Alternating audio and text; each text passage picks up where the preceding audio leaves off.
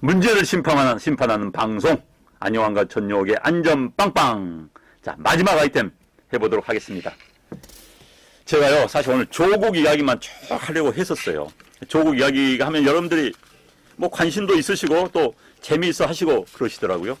그런데 제가 어제 저녁에 또 오늘 아침 조간에 문재인 대통령이 우산을 이제 뭡니까?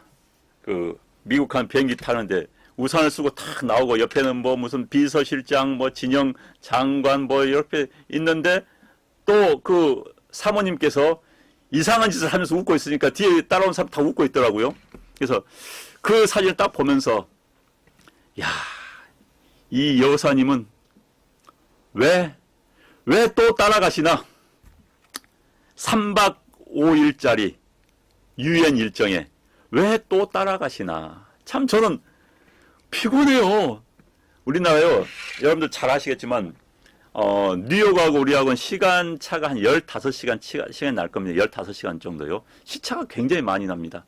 그리고 이 시차가요, 한국에서 유럽 가는 거에 비해서 미국 뉴욕 쪽 가는 게 시차 적응이 굉장히 어려워. 정말 힘듭니다.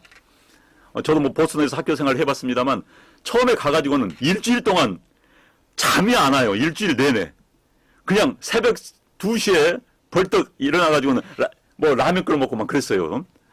그랬는데 거기를 3박 5일로 왜 따라갑니까? 왜? 참 전 이해가 되지 않습니다. 게다가 문재인은 어떤 사람입니까? 가서 북한에 대한 제재 빨리 해제해 주자고. 그래야지 북한 나온다고. 해제해 줘야 되자고. 자, 이러면 어떻게 되는 거예요? 북한에 대한 해제 해석해 주면 하나 주겠다. 북한 애들이 한두 번 속아봤습니까? 과거 6자 회담 이후에 북핵 해법 요법이 그거였습니다. 북한이 하나 해제해 주면 하나 주고. 그런데 해제 한 척 하다가 준 것만 받아먹고 한 척 하다 받아먹고 결국은 뒤에서 핵 개발하고 있었던 겁니다. 이게 북한이에요. 게다가 북한은 핵무력을 스스로 완성했다고 하는 나라입니다. 핵무력을 완성했다는 거예요. 근데 뭘 주고 뭘 줍니까? 자, 트럼프식의 새로운 방법. 그래서 빅딜이니 스몰딜에서 이제 뭐 미들딜, 중간딜 이야기가 나오고 있지만 결국은 김정은 뜻대로 갑니다.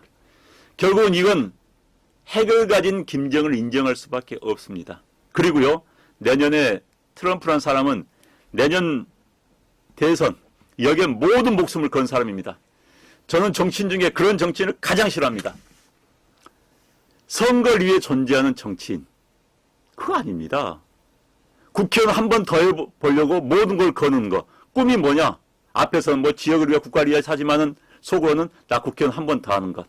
국회의원 한 번 더 하고 나서 또 입으로는 국가, 민족, 무슨 지역을 이야기하지만은 속으로는 국회의원 또 한 번 더 하고 싶은 그런 정치는요, 정말 추출하고 없애버려야 합니다.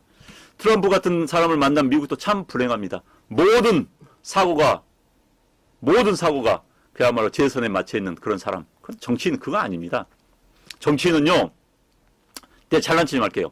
선출직 공직자입니다. 선출직 공직자를 우리가 이야기합니다. 좁혀서 이야기하면요, 선출직 공직은 선출 플러스 공직입니다. 두 개의 단어의 합성어입니다. 그러면 삼류 정치인들, 이른바 정치인 같지 않은 정치인들은 선출만 고민합니다. 그러나 진정한 정치인은 공직을 고민합니다. 물론 선출직 공직이기 때문에 선출이 돼야 공직을 할 수 있는 거겠죠.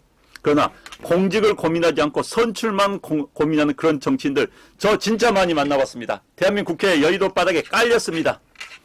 그 대표적인 게 미국의 트럼프 대통령입니다. 그런 사람이 세계 최권력자가 되어 있는 게 세계 비극입니다. 미국의 비극이고 한반도의 비극입니다. 제가 지금 문재인 대통령도 마찬가지예요. 내년 총선에 지금의 현 정부 여당 올인할 겁니다. 뭐 개인적인 국회의원을 떠나서요, 내년 총선에서 별짓 다 할 수 있습니다. 정말 김정은에게 아부해가지고 김정은 반짝으로 내년에 제주도 나타날 수 있습니다. 서울은 못 옵니다. 무서워서. 제주도에 정말 어디 신라호텔 딱 바리케이트 치고 신라호텔에서 쇼할 수 있습니다. 제주도에서. 그리고 내년에 별의별 거 나눠진 거 별의별 짓 다 할 수 있습니다. 그 다음에 예산 내년에 긴급 예산에서 뿌린다고 할 수도 있습니다. 별짓 다 할 수 있을 겁니다. 선거만 생각하는 자들, 이런 사람들은요, 공직에 앉히면 안 돼요. 공직만 생각하는 사람들에 대해서 우리가 앉혀줘야 하는 겁니다. 내년 선거를 앞두고 문재인 대통령에게는 금강산, 그 다음에 개성공단 문제가 클 겁니다. 그래서 다시 금강산에 관광객이 들어가고 개성공단에서 생산이 재개되는 순간 한반도의 평화가 찾아왔다. 이건 누가 했느냐? 이 문재인이가 했다. 민주당 정권이 했다. 라고 주장을 하기 위해서 그걸 가지고 내세울 겁니다. 내세울 거예요. 그 순간 이제 또 우리 거기에 뭐 속아 넘어가는 국민도 있을 겁니다. 선거용으로 별짓 다 할 수 있습니다. 네, 별짓 다 할 수 있어요. 또 그것을 주장할 가능성이 높습니다. 그런데 문제는요.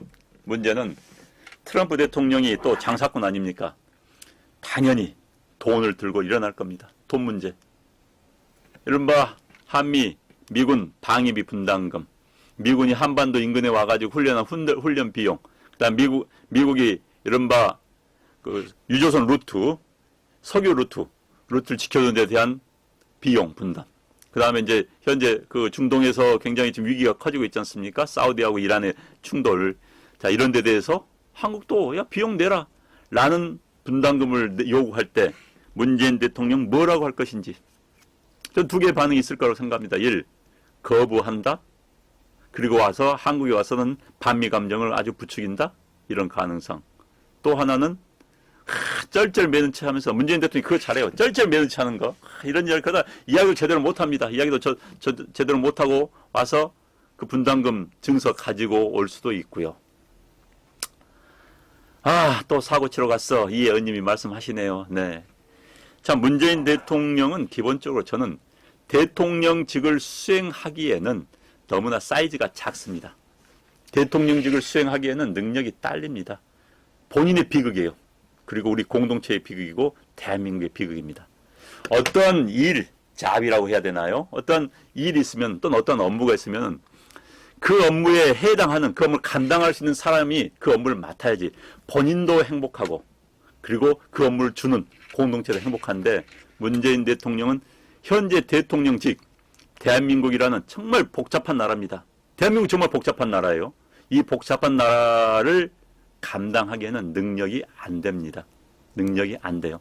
그래서 능력이 안 된 사람이 저 짓을 하고 있다 보니까 얼마나 많은 사람이 피곤합니까? 여러분들 회사도 마찬가지예요. 능력 안 된 부장이 버티고 앉아있어 보세요. 밑에 부원들 죽어납니다. 능력 안 된 사장이 있으면요. 밑에 사원들만 죽어나는 거예요. 응? 국민들만 죽어나는 겁니다. 그러니까 대한민국 국민들이 언제 이렇게 많이 나라 걱정해봤습니까? 대한민국 대통령은 자가 능력이 없다 보니까 절대 많은 국민들이 나라 걱정하는 거 아닙니까?